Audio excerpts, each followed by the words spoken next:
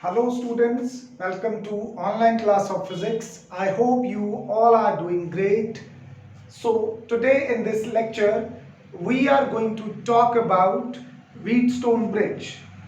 What is Wheatstone Bridge? You may have heard that in one of the numerical session that a Wheatstone Bridge is a circuit developed by Sir F. Charles Wheatstone. क्यों किया था उन्होंने ऐसा? Suppose करो lab में हमारे पास कोई resistor है जिसकी रेजिस्टेंस हमारे पास अननोन है and I want to calculate the resistance of that resistor. Now undoubtedly I have many methods like Ohm's law to find out that, but Ohm's law के अंदर जब हम पोटेंशियल और करंट्स को मेजर करते हैं तो वो जो डिवाइसेस होते हैं वोल्ट मीटर और एम मीटर उनका अपना भी कुछ ना कुछ रेजिस्टेंस होता है. तो वो जो रेजिस्टर था मेरे पास अननोन उसकी एक्चुअल वैल्यू या ज्यादा एक्यूरेट वैल्यू नहीं आ पाती है. तो इस प्रॉब्लम को ओवरकम करने के लिए सर एफ चार्ल्स व्हीटस्टोन ने, ये उनका नाम था, एक सर्किट डेवलप किया. उस सर्किट या मेथड भी कह सकते हैं इसे, एक सर्किट और मेथड डेवलप किया.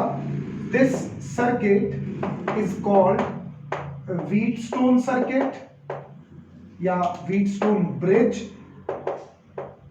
या फिर इसको व्हीटस्टोन मेथड भी बोल देते हैं. This method was so successful कि इस मेथड की हेल्प से हमने एक डिवाइस बना लिया आगे जाके इस मेथड से. That device is called metre bridge. ठीक है, ये मीटर ब्रिज जो था ये व्हीटस्टोन प्रिंसिपल के ऊपर ही काम करता था और इस ब्रिज की हेल्प से ये मीटर ब्रिज भी बोल देते हैं इसे, मीटर स्केल भी बोल देते हैं. इसकी हेल्प से हम कोई भी अननोन रेजिस्टेंस लैब में आज फाइंड आउट कर सकते हैं. इवन आपको मीटर ब्रिज का एक प्रैक्टिकल भी है which is very important. So today we are going to talk about that. ठीक है, शुरू करते हैं. सबसे पहले व्हीटस्टोन ब्रिज क्या होता है? What is Wheatstone bridge? It is basically a circuit which is used to find the value of unknown resistance,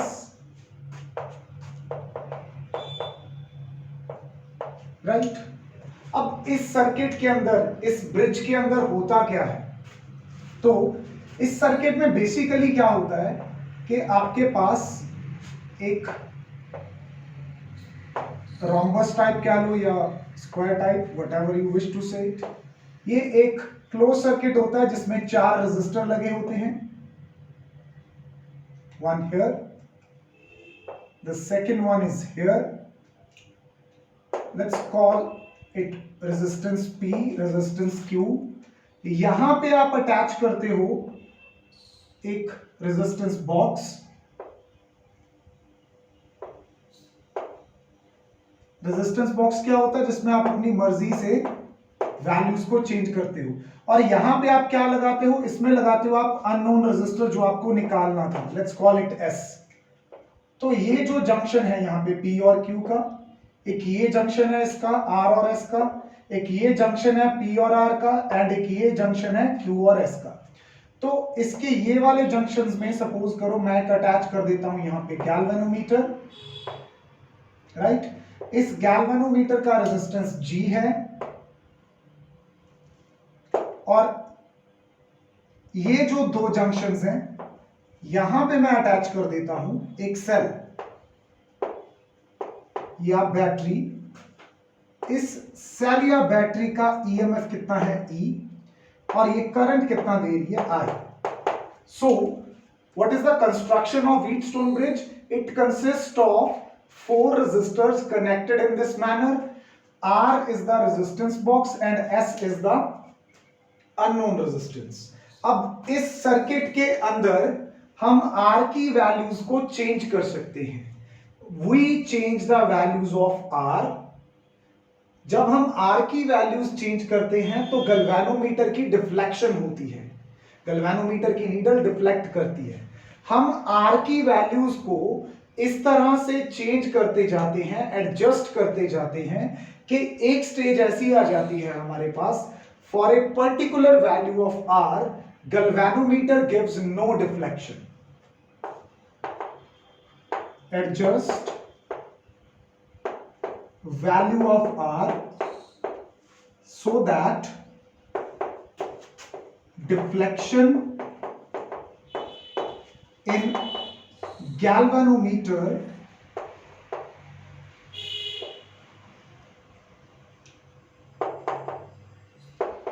is zero. उसमें कोई भी डिफ्लेक्शन नहीं आती, बिल्कुल स्टिल होती है नीडल, ठीक है, हालांकि उसमें करंट जा रहा था। तो ऐसी सिचुएशन को हम क्या बोलते हैं? बैलेंस्ड कंडीशन बोलते हैं। बैलेंस्ड कंडीशन बोलते क्यों है बेटा? देखो, गैल्वेनोमीटर की डिफ्लेक्शन नहीं आ रही, इसका मतलब गैल्वेनोमीटर में से कोई करंट पास नहीं हो रहा। गैल्वेनोमीटर में से कोई करंट पास कब नहीं होगा? जब, late me call this point A, this junction B, this junction C and this junction D, जब B और D जंक्शन में कोई पोटेंशियल डिफरेंस नहीं बचेगा।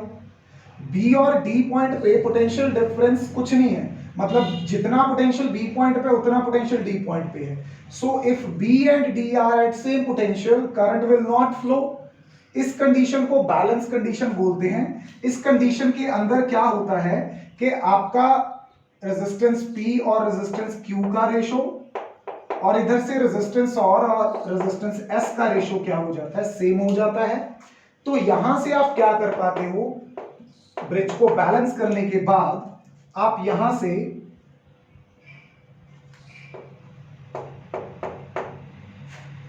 S को इधर ले आओ, इसको इधर ले जाओ, किसकी वैल्यू फाइंड आउट कर पाते हो? S की वैल्यू फाइंड आउट कर पाते हो। P और Q नॉन रेजिस्टेंस थे हमारे पास, ठीक है, या पता थे हमें। R हम कंट्रोल कर रहे थे रेजिस्टेंस बॉक्स से निकाल के डाल के, ये S हमें कैलकुलेट करना था, तो इस मेथड से ये हो जाएगा, ठीक है। तो इस कंडीशन को बैलेंस कंडीशन बोलते हैं। व्हीटस्टोन प्रिंसिपल भी यही हो गया। When galvanometer gives no deflection, the bridge is said to be balanced. Under the balance condition, the resistance, the ratio of resistance arms is equal, तो P by Q is equal to R by S हो जाता है। इस condition को derive करने के लिए बोला जाता है यूजुअली आपको एग्जाम में कि ये कंडीशन आप डिराइव करो। तो डिराइव करना मुश्किल नहीं है, हम चुटकियों में करते हैं क्योंकि हमें किरचॉफ लॉ आता है। इमेजिन करो कि बैटरी के पॉजिटिव टर्मिनल से I करंट चला, A पॉइंट पे आके ये करंट जो है ये दो हिस्सों में बट गया। कुछ करंट इधर चला गया, कितना? Let's say I1। अगर I में से A पॉइंट पे जाके I1 करंट इधर चला गया तो इधर कितना बचा? इधर बचा I माइनस I1, ठीक है। 5 एम्पियर आ रहा था, 3 एम्पियर उधर चला गया, तो इधर कितना बचेगा? 5 माइनस 3, 2 एम्पियर। अच्छा, I1 करंट चलते चलते B पॉइंट पे पहुंचा, I1 में से कुछ हिस्सा गैल्वेनोमीटर की तरफ चला गया जब ब्रिज बैलेंस नहीं था, लेट्स से, ठीक है। तो क्योंकि गैल्वेनोमीटर में से जा रहा है, late me call it IG, तो I1 करंट में से IG हिस्सा इधर चला गया, तो बाकी इधर कितना आया? I1 minus IG। कितना हिस्सा इधर आया? I1 minus IG। इधर से IG नीचे उतरा, D पॉइंट पे पहुंचा, इधर से कितना चल रहा था? I माइनस I1, तो इस सामने कितना जाएगा? I माइनस I1 और साथ में कौन आ गया? IG। अब जब ये दोनों करंट C पॉइंट पे आके मिलेंगे तो क्या होगा? I1 minus IG plus I minus I1 plus IG, सब कुछ कैंसिल हो जाएगा, सिर्फ I बचेगा। तो C पॉइंट से I करंट ही सर्किट में क्या आ गया? वापस आ गया और बैटरी के नेगेटिव टर्मिनल तक चला गया। तो दो लूप्स बन गई मेरे पास, एक तो ये वाली लूप ABDA, इस पे मैं क्या अप्लाई करता हूं? Kirchhoff voltage law. ABDA, चलो क्या कहता था KVL, Kirchhoff voltage law? Current और रेजिस्टेंस की प्रोडक्ट का सम एक तरफ इज इक्वल टू पोटेंशियल्स का सम एक तरफ। चलो साइन कन्वेंशन याद है, ए से बी जाना है, बी से डी जाना है, डी से वापस आना है। ए से बी जाओ, ए से बी चलता गया, मैं रास्ते में कौन मिला, रेजिस्टेंस कितना, पी। करंट कितना जा रहा था इसके थ्रू, I1। मैं जा रहा था ए से बी, करंट भी ए से बी जा रहा था, हम दोनों एक साथ साथ जा रहे थे। तो करंट और रेजिस्टेंस की product that is I1 and P must be taken positive. फिर आप बी पॉइंट पे आगे, बी से आगे कहां जाना था, डी पे। रास्ते में कौन मिला, गैल्वेनोमीटर, इसका रेजिस्टेंस कितना है, G। करंट कितना जा रहा है, IG। तो G और IG की प्रोडक्ट लेनी पड़ेगी। अच्छा मैं जा रहा था B से D, करंट भी B से D जा रहा था बाय चांस, तो IG और G की प्रोडक्ट। उसके बाद हमें आना है according to the loop D से A। मैं जा रहा था D से A, रास्ते में मिला रेजिस्टेंस बॉक्स जिसका रेजिस्टेंस था R। करंट आ रहा था उसमें I माइनस I1, तो प्रोडक्ट क्या हो गई, R bracket I minus I1। But मैं जा रहा था D से A, करंट आ रहा था A से D, हम दोनों आमने सामने टकरा गए। तो यहां पे जो प्रोडक्ट है किसकी, I minus I1 into R की, ये प्रोडक्ट किस में ली जाएगी, नेगेटिव में, इज इक्वल टू, ये तो हो गए करंट और रेजिस्टेंस के प्रोडक्ट्स। अच्छा इस सर्किट में कोई पोटेंशियल था, मतलब कोई बैटरी या ईएमएफ का सोर्स था, नहीं, बैटरी तो बाहर है, इसमें तो कुछ नहीं है, तो इज इक्वल टू क्या आ गया, 0। अच्छा उसके बाद ये हो गई आपकी इक्वेशन नंबर 1। फिर अभी आप चलो केवीएल लगाओ दूसरी लूप में। दूसरी लूप कौन सी है, बी सी डी बी, इस लूप में आ जाओ फटाफट से, B C D B. B से सी जाओ, रेजिस्टेंस मिला Q, करंट कितना था I1 माइनस IG, आप भी उसी तरफ, करंट भी उसी तरफ, तो प्रोडक्ट हो गई I1 माइनस IG, साथ में था Q। फिर आओ C से D, करंट आपसे उल्टा, तो ये प्रोडक्ट हो गई नेगेटिव में, I minus I1 plus IG, साथ में क्या आ गया, S। फिर D से जाना था B, करंट मिल गया रास्ते में, G में से पास करता हूं लेकिन उल्टा, मैं जा रहा था D से B, करंट आ रहा था B से D, तो ये प्रोडक्ट भी क्या हो गई, नेगेटिव में, इज इक्वल टू, इस लूप में कोई बैटरी थी नहीं, तो is equal to 0। This is my equation number 2। Now we know that कि जब ब्रिज बैलेंस होता है, व्हेन ब्रिज इज बैलेंस्ड, तो उस कंडीशन में गैल्वेनोमीटर से कोई करंट पास नहीं करता, तो IG क्या हो जाएगा, 0। इक्वेशन 1 कैसे रिड्यूस होगी, इक्वेशन 1 हो जाएगी I1P प्लस, ये तो 0 पुट कर दिया, टर्म ही खत्म हो गई, माइनस ब्रैकेट में I माइनस I1, आउटसाइड क्या है, R इज इक्वल टू 0। थोड़ा सा इसको सही कर देते हैं, I1, ये पूरी टर्म उधर ले जाओ, इधर माइनस की उधर प्लस की, I1P is equal to I minus I1, साथ में क्या आ गया, R। This is equation number 3। Equation number 2 में क्या बदलाव आएंगे, I1 माइनस IG, ये तो पार्ट 0, तो I1 क्या हो गया, Q minus I minus I1, ये पार्ट 0, साथ में क्या है, S। थर्ड केस में फिर IG है, दिस इज 0, तो थर्ड टर्म पूरी वैनिश हो गई, इज इक्वल टू 0। इसको जरा सही करके लिखो, I1Q, ये पूरी टर्म उधर ले जाते हैं, I माइनस I1, साथ में क्या आ गया, S। This is equation number 4। Divide equation 3 by equation 4, तो लेफ्ट से लेफ्ट साइड डिवाइड करोगे, I1 cancel, P by Q is equal to, बीच में है I माइनस I1 कैंसल, क्या आ जाएगा, R बाय S। तो शायद यही आपको डिराइव करनी थी, it is this much simple. अच्छा इस डेरिवेशन को और छोटा करना है, तो शुरू से ही IG वाली टर्म लेके मत चलो, क्योंकि आपको पता है कि IG क्या है, 0 है अंडर द बैलेंस कंडीशंस। ठीक है, आपको बैलेंस कंडीशन निकालनी है, तो बैलेंस कंडीशन की एक शर्त है कि करंट थ्रू गैल्वेनोमीटर क्या होगा, 0। तो यहाँ पे IG वाली टर्म ही मत लो, ये 3 स्टेप में रिड्यूस हो जाएगा, तो वो तो आपके मैथमेटिक्स के ऊपर है। तो बैलेंस कंडीशन हमने यहाँ पे डिराइव कर ली, यहाँ से हम क्या कर सकते हैं, S की वैल्यू निकाल सकते हैं। अच्छा फिर नेक्स्ट इंपॉर्टेंट चीज जो है डिस्कस करनी, ये तो डेरिवेशन है, आई कैन इरेज इट, क्योंकि बाकी इसकी इंपॉर्टेंट चीजें डिस्कस कर लूं मैं, वो है इसकी सेंसिटिविटी। सेंसिटिविटी क्या होती है, अरे वो दांतों वाली सेंसिटिविटी नहीं, वैसे तो सबका मीनिंग एक है, दांतों वाली सेंसिटिविटी क्या है कि गरम ठंडा खाओगे तो फील होगा, तो यहां पे क्या फील करवाना है, आप आर की वैल्यू चेंज करते हो तो गैल्वेनोमीटर डिफ्लेक्शन देता है। आपके आर की वैल्यू चेंज करने से गैल्वेनोमीटर कितनी ज्यादा या कितनी कम डिफ्लेक्शन देता है, दैट इज कॉल्ड सेंसिटिविटी। और हम ज्यादा सेंसिटिविटी कब बोलेंगे, जब आप थोड़ा सा भी गर्म ठंडा खाओ तो ज्यादा रिएक्शन मिले, ज्यादा पेन हो। तो सेम है, अगर आप थोड़ा सा भी रेजिस्टेंस चेंज करो तो डिफ्लेक्शन क्या मिले, लार्ज। तो मैं क्या लिखूंगा यहां पे, high sensitivity means, high sensitivity means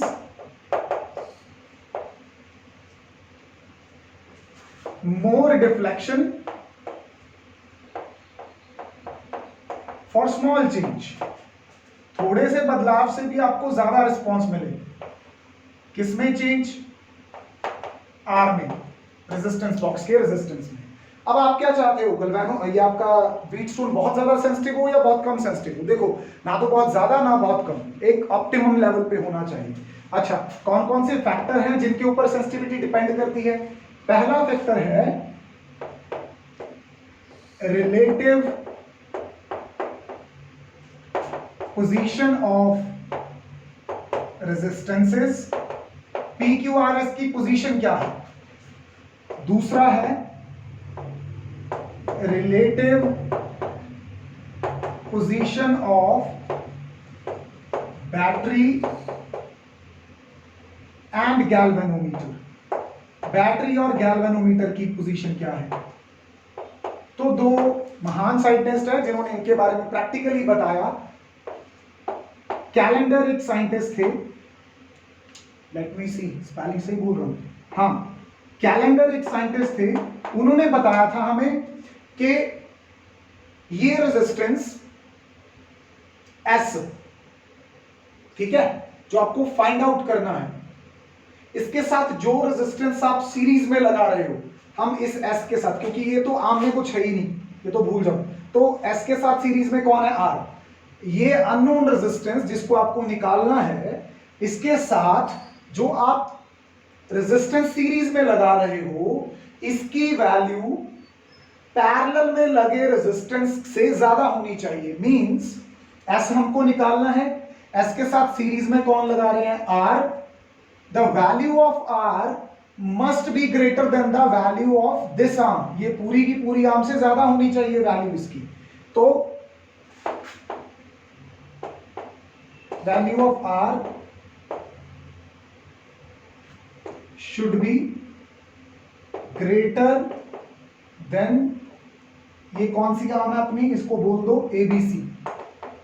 अच्छा, ये जो रिलेटिव पोजीशन ऑफ बैटरी और गैल्वेनोमीटर है, मतलब मेरा दिल करे बैटरी यहां से निकाल के इसके बीच लगा दूं। 4 जंक्शन है ना इसके ABCD, BD जंक्शन में गैल्वेनोमीटर है, AC जंक्शन में बैटरी है। अब आपका दिल कर रहा है कि सर मैं तो BD जंक्शन में बैटरी लगाऊंगा और AC जंक्शन में गैल्वेनोमीटर लगाऊंगा, तो क्या करना चाहिए, कहां पे क्या लगाना चाहिए। सो इसके बारे में हमें बताया था अनदर साइंटिस्ट मैक्सवेल ने।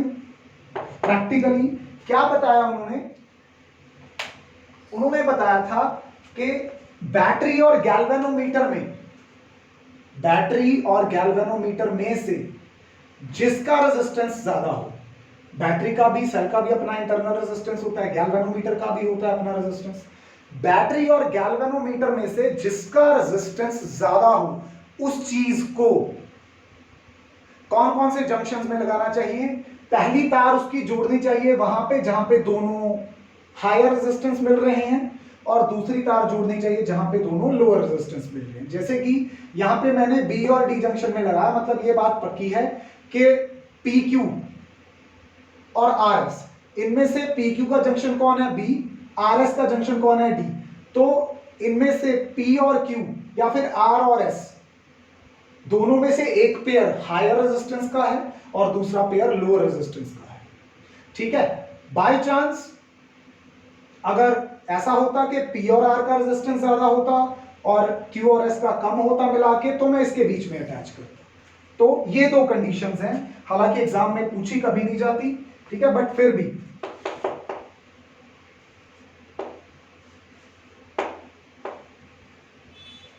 whose value of resistance is greater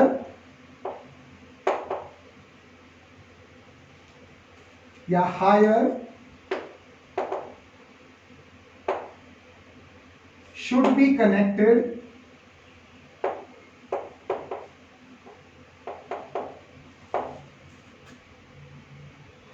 between the junction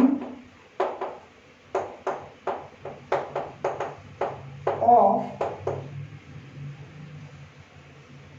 two high resistances and the junction of two low resistances। मतलब एक तार उधर जोड़ दो जहां पे दोनों हायर रेजिस्टेंस मिल रहे हैं, एक तार उधर जोड़ दो जहां पे दोनों लोअर रेजिस्टेंस बोल रहे हैं। एक चीज सेट हो गई, बाकी के जो दो जंक्शन बच गए वहां पे दूसरी चीज अटैच कर दो जिसका रेजिस्टेंस कम था। So this is how we take care of sensitivity. अब व्हीटस्टोन ब्रिज यूज करने के फायदे नुकसान सुन लेते हैं। सबसे पहला, व्हीटस्टोन ब्रिज यूज करने के एडवांटेजेस क्या हैं? पहले तो मैंने बता दिया आपको कि under the balance condition galvanometer के अक्रॉस कोई करंट पास नहीं होता, तो गैल्वेनोमीटर का रेजिस्टेंस मायने नहीं रखता। ठीक है। दूसरी चीज, आपने इस पूरी मेजरमेंट में एस के फॉर्मूला में देखा ना तो करंट की बात हो रही है ना वोल्टेज की। इसका मतलब करंट और वोल्टेज देखने के लिए जो आप पहले वोल्ट मीटर और एम मीटर लगाते थे ओहम्स लॉ, उनकी वैल्यू की जरूरत ही नहीं है, तो एक्यूरेसी बढ़ गई। ठीक है। तीसरा, इस सर्किट की वैसे ही एक्यूरेसी ज्यादा है पहले दो कारणों की वजह से। ठीक है। डिसएडवांटेज क्या है? डिसएडवांटेज ये है कि जो एस की फॉर कोई भी वैल्यू हो सकती है। ठीक है। एस की वैल्यू के अकॉर्डिंग आपको आर की वैल्यू चूज करनी पड़ेगी, तभी ब्रिज आपका बैलेंस होगा। कई बार अगर एस की वैल्यू ऐसा हो कि आर की वैल्यू के साथ उसकी सेटिंग ना बैठे, तो गैल्वेनोमीटर नल डिफ्लेक्शन नहीं दे पाता, जीरो डिफ्लेक्शन नहीं दे पाता। उस केस में आप एस की वैल्यू को एग्जैक्टली निकाल नहीं पाओगे।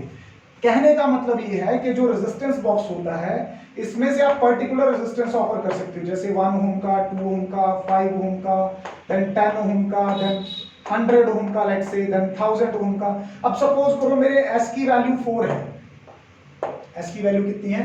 4 है या 7 है, तो यहां से मैं 4 और 7 तो आर से निकाल नहीं पा रहा, तो उस केस में मेरा ब्रिज कभी बैलेंस हो ही नहीं पाएगा, जिसकी वजह से एस एग्जैक्टली नहीं निकल पाएगा। तो इस प्रॉब्लम का सॉल्यूशन क्या है? इस प्रॉब्लम का सॉल्यूशन है कि व्हीटस्टोन ब्रिज के प्रिंसिपल को यूज करके क्या बना लेना? मीटर ब्रिज बना लेना। तो अब हम मीटर ब्रिज के बारे में पढ़ेंगे। अच्छा, एक और इंपॉर्टेंट क्वेश्चन सुन लो यहां से कि सर ने कहा है कि गैल्वेनोमीटर और बैटरी की पोजीशन चेंज कर सकते हैं जब ब्रिज बैलेंस नहीं है। हमें देख लेना है कि कहां पे ज्यादा बेटर है according to this condition. But suppose करो सर ब्रिज बैलेंस है, गैल्वेनोमीटर कोई डिफ्लेक्शन नहीं दे रहा, अब मैं गैल्वेनोमीटर को निकाल के यहां लगा दूं, बैटरी को यहां लगा दूं, कोई फर्क पड़ेगा? कोई फर्क नहीं पड़ेगा। जब ब्रिज बैलेंस है तो उस केस में आप इसको चाहे यहां पे लगा दो, इसको निकाल के यहां पे लगा दो, तो इसका मतलब ये है कि तब आपकी बीडी या एसी आर्म एक जैसा बिहेव करेगी। That is why BD and AC arms are called conjugate arms. क्या बोलते हैं इनको? कंजुगेट आर्म्स बोलते हैं। इनकी पोजीशन को आप चेंज कर सकते हो अंडर बैलेंस कंडीशंस। तो व्हीटस्टोन की जो एक डिसएडवांटेज है कि for some values of, for odd values of unknown resistance, bridge कई बार बैलेंस नहीं हो पाता।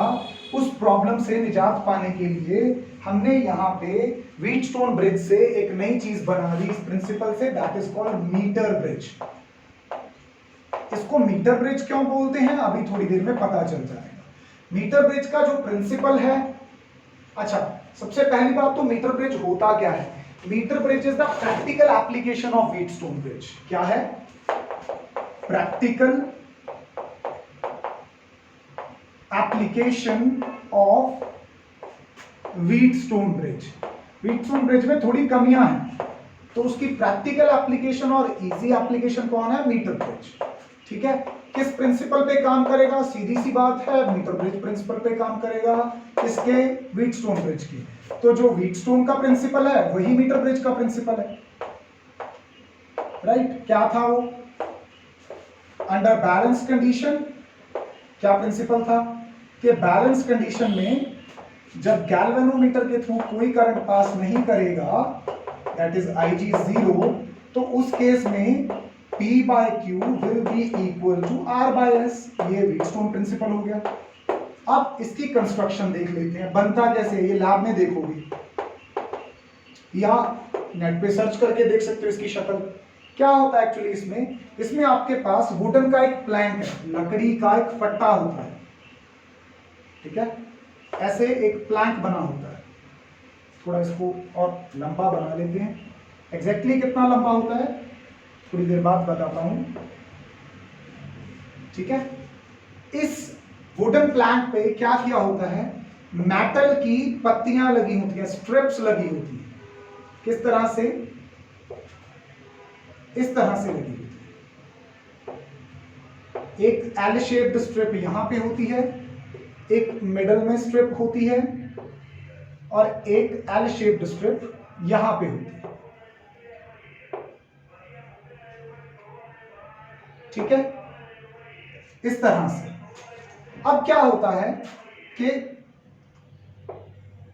Let me little make it fine.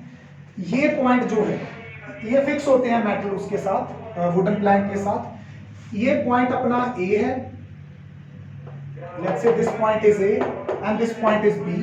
A और B पॉइंट के बीच में एक वायर लगी होती है। क्या लगी होती है, एक वायर। ये जो वायर है इसको मीटर ब्रिज वायर बोलते हैं, this is called metre bridge wire.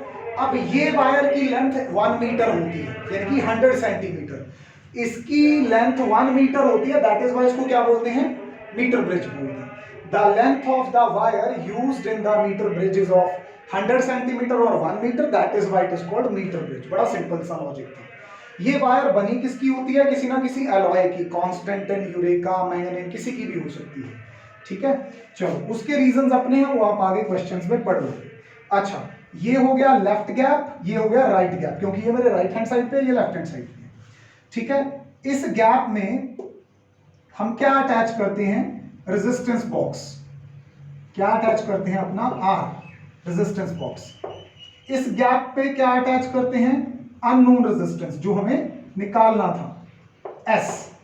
Middle में भी एक पॉइंट होता है, इस पॉइंट से हम क्या करते हैं, इस पॉइंट से एक तार लाते हैं, यहां पे सबसे पहले अटैच करते हैं हम एक रेजिस्टेंस बॉक्स को। किसको अटैच करते हैं, एक रेजिस्टेंस बॉक्स को। उस रेजिस्टेंस बॉक्स के आगे लगा होता है गैल्वेनोमीटर, ठीक है, और वो एक जॉकी के साथ जुड़ा होता है। किसके साथ, jockey. Now what will you will say what is this jockey? A jockey is a metallic pen। आगे से थोड़ा शार्प होता है, पीछे इसके एक वायर जुड़ी होती है, तो ये जॉकी इस AB वायर के ऊपर स्लाइड करता है, राइट, तो ये जॉकी है। अच्छा, फिर इस पॉइंट से हम क्या करते हैं, इस पॉइंट से एक तार लेते हैं, एक तार को अटैच करते हैं किसके साथ, यहां पे लगी होती है हमारे पास एक बैटरी या सेल, और एक लगा लेते हैं स्विच। बेटा जिस एंड के साथ आपका बैटरी का पॉजिटिव टर्मिनल जुड़ा होगा, जैसे इधर A के साथ है, तो आपका 0 इधर से शुरू होगा और 100 आपका इधर होगा। मतलब इसको आप अल्टरनेटिव भी कर सकते हो, ये भी पता चल गया यहां से। चलो अभी इसकी वर्किंग समझते हैं, ये काम कैसे करता है। फाइन, वर्किंग समझने के लिए मुझे सिंपली क्या करना है, R resistance box left gap में अटैच कर दिया, अननोन रेजिस्टेंस S में अटैच कर दिया। ये एक वायर है AB, जिसके बारे में मुझे कुछ अभी पता नहीं है, बस इसकी कंपोजिशन पता है। इसको कैसे यूज में लाऊंगा वो देखता हूं। ये जो वायर है, एक बात पता है इसके बारे में, लेट R क्या है, resistance per unit length of wire AB। मतलब अगर ये 100 सेंटीमीटर की वायर है, तो इस वायर का रेजिस्टेंस होगा अपना, वो जो रेजिस्टेंस है उसको अगर आप 100 से डिवाइड कर दो तो आपको पर सेंटीमीटर का रेजिस्टेंस पता चल जाएगा। इसी बात का फायदा उठाएंगे हम। कैसे, मैं यहां पे की डाल दूंगा, स्विच ऑन कर दूंगा, तो एक करंट फ्लो करना शुरू कर देगा इसके अंदर। करंट वो मेटल स्ट्रिप्स में से होता हुआ R और S में से भी जाएगा, हम आर की वैल्यूज को एडजस्ट करेंगे या आर की एक पर्टिकुलर वैल्यू ले लेंगे, उसके बाद रेजिस्टेंस बॉक्स में से कोई सूटेबल रेजिस्टेंस निकाल लेंगे, ठीक है, ताकि हमारा जो गैल्वेनोमीटर है वो डिस्ट्रॉय ना हो। Galvanometer is a very sensitive device, अगर बहुत ज्यादा करंट जाएगा तो ये मतलब बर्न हो सकता है, इट कैन स्टॉप वर्किंग। तो इस चीज से बचाने के लिए, इसकी सेफ्टी के लिए एक रेजिस्टेंस बॉक्स रखते हैं ताकि इसको बहुत ज्यादा करंट ना पहुंचे और इसको नुकसान ना हो। चलो, वो जो रेजिस्टेंस निकाला वो तो इसकी सेफ्टी के लिए निकाला। अभी आर में बस आर की एक वैल्यू निकाल दी रेजिस्टेंस की, तो आर की वैल्यू एक निकालने के बाद इस जॉकी को इधर जीरो से स्लाइड करना शुरू करेंगे। जॉकी को जीरो से स्लाइड करता हुआ वायर के ऊपर ऐसे बिना उठाए आगे लेके जाऊंगा, आगे लेके जाऊंगा, एक पर्टिकुलर पॉइंट ऐसा आएगा मेरे पास। लेट्स से वो पर्टिकुलर पॉइंट कौन सा है, लेट्स से वो पर्टिकुलर पॉइंट ये है। किसी एक पॉइंट पे आके, let me call this point as, क्या बोल दें, सी पॉइंट बोल दें। सी पॉइंट पे आके जब जॉकी पहुंची तो गैल्वेनोमीटर ने कोई डिफ्लेक्शन नहीं दी। इसका मतलब क्या है कि वायर का इतना सा हिस्सा और वायर का इतना सा हिस्सा किस में हो गए, सेम पोटेंशियल में हो गए। तभी इस पॉइंट पे आके क्या हुआ, जो पोटेंशियल था वो इक्वली डिवाइड हो गया और इस वायर के अक्रॉस करंट क्या हो गया, जीरो। उसी टाइम पे आर और एस भी सेम पोटेंशियल पे हो गया, मतलब इनकी रेशियो ऑफ रेजिस्टेंस और इनकी रेशियो ऑफ रेजिस्टेंस दोनों हिस्सों की बराबर हो गई। Let me call this AC portion as my resistance P. AC portion, ये ए पॉइंट है, ठीक है, ये अपना बी पॉइंट है। जो एसी लेंथ है इसके रेजिस्टेंस को मैं पी बोलूंगा, जो सीबी लेंथ है इसके रेजिस्टेंस को मैं क्यू बोलूंगा। अगर एबी लेंथ मेरी एल है तो सीबी लेंथ कितनी होगी, 100 माइनस एल, वो तो सिंपल सी बात है, ठीक है। तो यहां पे मैं ये कहना चाहता हूं कि जो पी रेजिस्टेंस है that is actually the resistance of length. कौन सी लेंथ, वो है अपनी एसी लेंथ, ठीक है। और ये कितना होगा, अगर आर रेजिस्टेंस है पर यूनिट लेंथ का तो एल लेंथ का कितना हो गया, एल आर। इसी तरह जो क्यू है वो क्या है, that is resistance of length CB. कितनी लेंथ है ये, 100 माइनस एल। एक यूनिट लेंथ का रेजिस्टेंस कितना है, आर, तो 100 माइनस एल का क्या होगा, 100 माइनस एल इंटू आर, ठीक है। तो ये मेरे पी और क्यू की वैल्यू आ गई, ठीक है, अंडर बैलेंस कंडीशन, क्योंकि गैल्वेनोमीटर अभी कोई डिफ्लेक्शन नहीं दे रहा, तो इसका मतलब ये मीटर क्या है, बैलेंस हो गया। इस कंडीशन के अंदर हमें पता है कि R अपॉन एस और P अपॉन Q की रेशियो क्या होती है, बराबर। तो P अपॉन Q की वैल्यू भर दो, P की वैल्यू है LR, उसकी क्या है 100 माइनस एल आउटसाइड R से R कैंसिल हो गया, तो अपने को S निकालना था। वैसे हमारे पास क्या है, R by S is equal to L by 100 minus L. तो अभी इस फॉर्मूला को जरा ध्यान से देखो, एल आपको पता है क्योंकि मीटर स्केल लगा हुआ है यहाँ पे, 10 सेंटीमीटर, 20 सेंटीमीटर, 50 सेंटीमीटर। एल की वैल्यू पता है तो 100 माइनस एल की वैल्यू भी पता है, माइनस करके आ जाएगा। आर आपने रेजिस्टेंस बॉक्स से लिया था, ये भी पता है, एस आप निकाल सकते हो। फायदा क्या हो गया, एस की कोई भी वैल्यू हो उसके अकॉर्डिंगली यहां से क्या होगा, पी और क्यू की रेशियो सेट हो जाएगी ताकि आर और एस की रेशियो सेट हो सके। इस केस में आपको ज्यादा एक्यूरेसी और बेटर रिजल्ट्स मिलेंगे, ठीक है। तो आपको बेसिकली अगर यहां से एस कैलकुलेट करना है तो आपका आंसर आएगा 100 minus L by L into क्या आ जाएगा, आर। याद रखना, अननोन को राइट गैप में लगाते हैं और नोन को लेफ्ट गैप में लगाते हैं। अगर आप इनको चेंज करोगे तो आपके फॉर्मूलाज में भी चेंज आएंगे, इस बात का आप ध्यान रखिए। So this is all about metre bridge. और अगर आपके पास रेजिस्टेंस आ गया, आपको प्रैक्टिकल में रेजिस्टिविटी भी फाइंड आउट करनी आती है, तो रेजिस्टेंस और रेजिस्टिविटी में रिलेशन होता है R is equal to rho L upon A. यहाँ पे R नहीं है, यहाँ पे अपना रेजिस्टेंस S है, तो S is equal to rho L upon A. तो यहाँ से आप क्या कर सकते हो कि जो मैंने आपको S वायर दी थी, इसको मीटर ब्रिज, सॉरी अपना वो कौन सा होता है, स्क्रू गॉज, ठीक है, स्क्रू गॉज यूज करके उसका एरिया ऑफ क्रॉस सेक्शन निकाल सकते हो। लेंथ उसकी आप स्केल से मेजर कर लेना है इसकी, यहां से आप क्या निकाल लेना, उसकी रेजिस्टिविटी निकाल लेना। So this is how you can work with metre bridge. That's all about today's lecture. Thank you.